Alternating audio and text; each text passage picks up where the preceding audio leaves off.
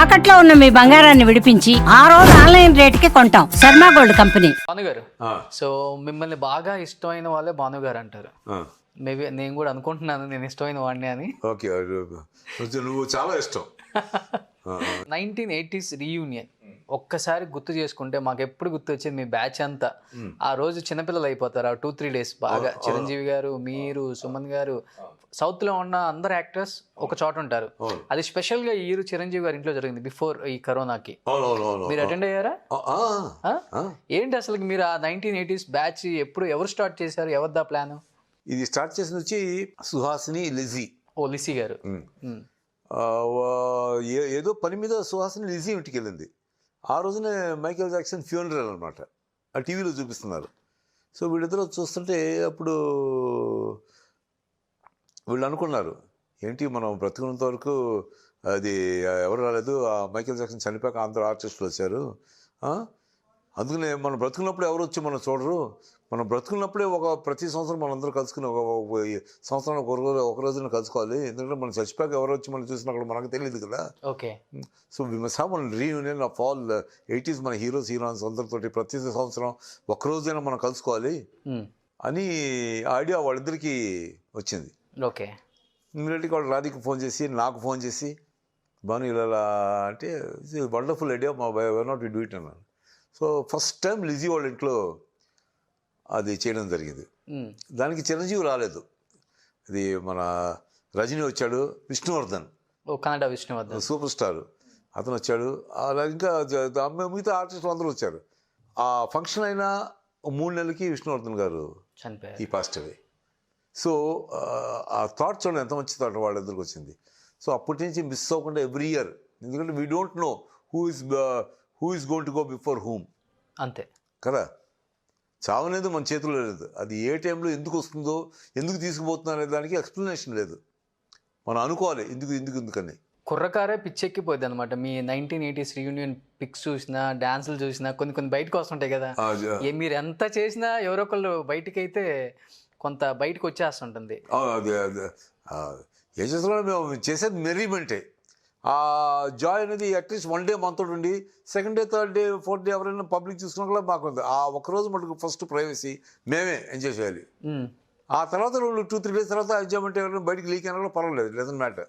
1980s రీయూనియన్లో for example Bhanuchandra గారు ఆ బ్యాచ్ లో ఉన్నారు, మీ ఇంట్లో మీ వైఫ్ కానీ మీ పిల్లలకి కానీ ఎవరికి ఎంట్రీ ఉండదు. అలానే హీరోయిన్ ఉన్నారు, వాళ్ళ హస్బెండ్ కి ఎంట్రీ ఉండదు. అసలు ఏంటి లోపల ఏం జరుగుతుంది 1980s రీయూనియన్ లో? ఏం లేదు, మా షూటింగ్ విషయాలు, ఆ జోకులు గీకులు అన్నీ వేసుకుంటూ ఉంటాం. అన్నీ వేసుకుని ఆ మూమెంట్స్ వచ్చి only the artist who work together, only they will have to enjoy. Okay, ఇది ఏమన్నాను కదా, నా మిస్సెస్ నా పిల్లలు అందరూ తీసుకొచ్చి వాళ్ళు కూడా ఎంజాయ్మెంట్ అవ్వడానికి వాళ్ళకి పర్మిషన్ లేదు. They don't have the rights. The privacy which we maintained when we were acting together, the same privacy తోటి enjoyment should also be enjoyed by us only. 30 years back మనం ఎలా ఉన్నాం, ఆ డేస్ ఎలా గడిచిపోయింది, బాగా ఫన్ చేసేది ఎవరు ఈ బ్యాచ్ లో? నాకంటే ఎక్కువ రాధిక అందరినీ ఏడిపించడం ఇచ్చేయడం సరదాగా ఉంటుంది. నేను ఎక్కువ మ్యూజిక్ సైడ్, నేను సుమలత, తర్వాత సుహాసిని, మేము తమిళ పాటలు పాడడం, తెలుగు పాటలు పాడడం, తర్వాత కొన్ని జోక్స్ ఉంటాయి, ఆ జోక్స్ వేసుకోవడం, ఇవన్నీ అంటే పర్సనల్ అనమాట, ఇవన్నీ సరదాగా ఉంటాయి. ఓన్లీ ఆర్టిస్టులకే తెలుస్తుంది. చిరంజీవి గారి పార్టీ ఏంటి అక్కడ? ఈ లాస్ట్ ఆయన ఇంట్లోనే కదా జరిగింది? అవునవును, అసలు యాక్చువల్గా చిరంజీవి ఇంట్లో జరగాల్సింది కాదు పార్టీ. మేము గోవా ప్లాన్ చేసాం, గోవాను Mumbai. So the party suppose to take place in Mumbai. అప్పుడు చిరంజీవి గారు మమ్మల్ని రిక్వెస్ట్ చేశారు, నేను ఇల్లు కట్టుకుని కొంచెం ఇల్లు రీమోడిఫై చేశాను, మీరందరూ కూడా వచ్చి గృహప్రవేశానికి వచ్చినట్టు వచ్చి మీకు పాదాలు పెట్టి మా ఇంటిని ఆశీర్వదించాలి. Okay, that was the reason why we had again in Chiranjeevi already gave a party in his house before 4 years back. This is the second time we're having the same party in Chiranjeevi's house. First Lizzie ఇంట్లో ఒకసారి, next year కూడా Lizzie ఇంట్లో చేసాం. ఆ 2 years తర్వాత 2 years ఈ party ఇచ్చేది చిరంజీవి ఇచ్చారనమాట. అది. సో మీరు అన్నట్లుగానే తెలుగులో మెగాస్టార్ చిరంజీవి ఇండస్ట్రీకి పెద్ద, ఇప్పుడు అక్కడ సూపర్ స్టార్ రజనీకాంత్, వీళ్ళిద్దరు కూడా మీకు చాలా చాలా బెస్ట్ ఫ్రెండ్స్. రజనీ కావచ్చు, చిరంజీవి గారు కావచ్చు. ఆయన అంత పెద్ద హీరో అయినా కానీ ఇప్పటికీ ఆయన చాలా డౌన్ టు ఎర్త్ ఉండటానికి గల కారణం అంటే మీకు ఇంకా మెయిన్ రీజన్ అంటే No, I'm saying is Chiranjeevi can be great to the world. We are not bothered about that. We are all institute classmates. We are all actors, fellow actors, co-actors, and we'll have to remain only that way. We don't care whether you're a superstar or a little star or a small star. That is friends that is out of the window. The most important thing is in 80s we were all together as friends, as heroes and heroines. Super. You may be a hero in one film or he may be a hero in 100 films. That doesn't matter. But 80s heroes, heroines, we should all be together, especially who all work together closely. Okay. ఇప్పుడు నేను చిరంజీవి అయితే గూఢచారి number 1లో చేసాం, తర్వాత అదేంటి ఆడవాళ్ళు మీకు జోహార్లో చేసాం. So ఇలాంటి కొన్ని ఫిల్మ్స్ అనమాట. సో ఈ combination of artist who all know each other, who all work together, అందరూ కలిసి పనిచేసిన వాళ్ళందరూ ఈ పార్టీ. మీరు ఒకే ఫిలిం ఇన్స్టిట్యూట్ కదా? చిరంజీవి ఇది లాస్ట్ బ్యాచ్, రజనీకాంత్ గారు. Rajinikanth first batch, Rajinikanth senior most. Okay. అందుకని ఇది ఇన్స్టిట్యూట్ లో అందరూ వి లవ్ రజనీకాంత్. ఓకే. అసలు రజనీకాంత్ మార్గదర్శి మా అందరికి. రజనీకాంత్ ఇంత ఒక బస్ కండక్టర్ ఉండి ఇంత కష్టపడి ఇంత పైకి వచ్చినాడు, అతను పైకి వచ్చినాడు, మనం ఎందుకు రాకూడదు? ఆ సిన్సియారిటీ, ఆ తపన ఉంటే మనం రావచ్చు. ఎందుకంటే అతను ఎక్కడో బస్ కండక్టర్ ఉండి ఇక్కడికి వచ్చి ఇండస్ట్రీలో ఫుడ్ లేకపోయినా చాప్ మీద పడుకుని, నేల మీద పడుకుని, ప్లాట్ఫామ్ మీద పడుకుని ఇంత హీరోయిజం స్టార్డమ్ అచీవ్ చేయగలిగాడు.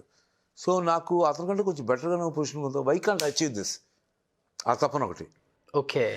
And his way of nature, his way of simplicity. Institute people, we all admire Rajinikanth. Rajinikanth is wonderful person, is more of a philosopher then actor. బాగా గుర్తుండిపోయే ఇన్సిడెంట్స్లో ఏమన్నా ఇన్స్టిట్యూట్లో బాగా కోతి పనులు ఏమన్నా మీ అందరికి, మీ బ్యాచ్కి? రజనీకాంత్ అయితే ఎప్పుడు బాత్రూంలో పెద్ద అద్దం ఉండేది ఇన్స్టిట్యూట్లో. అద్దం ముందు సిగరెట్ వేసుకోవడం, అంటే నడిచి చూడడం, మళ్ళీ టక్కన తిరిగి చూడడం. అది ఈ ఆడవాళ్ళు బాత్రూమ్కి వెళ్ళాలంటే ఈ రజనీకాంత్ అక్కడ అడ్డం ఉండేవాడు. వాళ్ళు వెళ్ళి ప్రిన్సిపల్ కంప్లైంట్ చేశారు, సార్ ఎప్పుడు బాత్రూమ్ పోవాలన్నా కూడా అతను అద్దం ముందు ఇలా తిరుగుతుంటారు, మాకు సిగ్గేస్తుంది సార్. ఆ ప్రిన్సిపల్ వైజీ పార్సారథి గారు, వైజీ మహేంద్రన్ ఫాదర్. అప్ప రజనీ అంత పొన్ను చాలా కష్టపడడానికి అప్ప సార్, నాకేం పర్వాలేదు సార్, వాళ్ళు అలాగా చూడండి సార్, నేను అర్థం ముందు యాక్ట్ చేసుకున్నాను, వాళ్ళు కానివ్వండి సార్, నాకు పర్వాలేదు సార్ అన్నాడు. అది అలాగా పాపం. మీ ఇద్దరు మంచి బెస్ట్ ఫ్రెండ్స్ అని విన్నాను నేను. సిగరెట్లో కూడా బెస్ట్ ఫ్రెండ్ అంట మీరు అను రజనీకాంత్. అంటే రజనీకాంత్ ఎప్పుడైనా ఫోన్ చేయడానికి, ఆ రోజులు వాళ్ళకి సెల్ ఫోన్స్ లేవు కదా, భాను ఫోన్ కాల్కి ఇలా కాంతరపండి అంటే తర్వాత రజనీ నేను పిలిచేవాడిని. గేట్ దగ్గర నుంచి సిగరెట్, ఇప్పుడు అతను అప్పుడు ఆల్మోస్ట్ చైన్ స్మోకింగ్, ఎక్కువ సిగరెట్లు అంటే చాలా ప్రాణం రజనీకాంత్కి.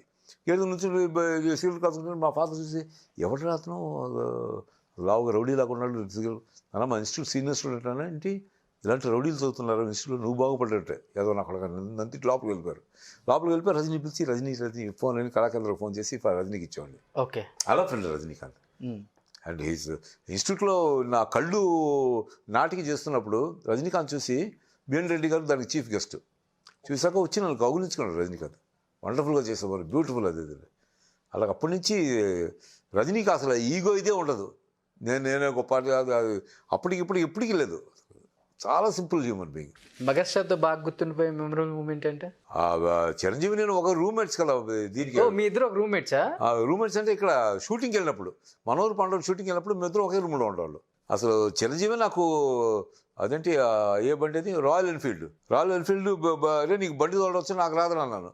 రారా అని చెప్పి కూర్చోబెట్టి అతను రాయల్ ఎన్ఫీల్డ్ ఫస్ట్ 2 వీలర్ నేర్పించింది చిరంజీవి నాకు. మీకు మేనకాల కూర్చుని తర్వాత దోసకాల పళ్ళు అదంతా తిప్పి చూసి ఇలా గీర్ ఇక్కడ బ్రేక్ రైట్ సైడ్ ఉంటుంది, తర్వాత బ్రేక్ హ్యాండ్లో కూడా ఉంటుంది, 2 బ్రేక్స్ అని చూపించి అతను తోలుతున్న తర్వాత నేను కూర్చుంటే వెనకాల కూర్చుని చిరంజీవి స్లోగా తోలి అదంతా దోసకాల పళ్ళు అంతా తిరిగాం.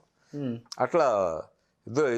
Chiranjeevi is very very nice man, చాలా మంచివాడు.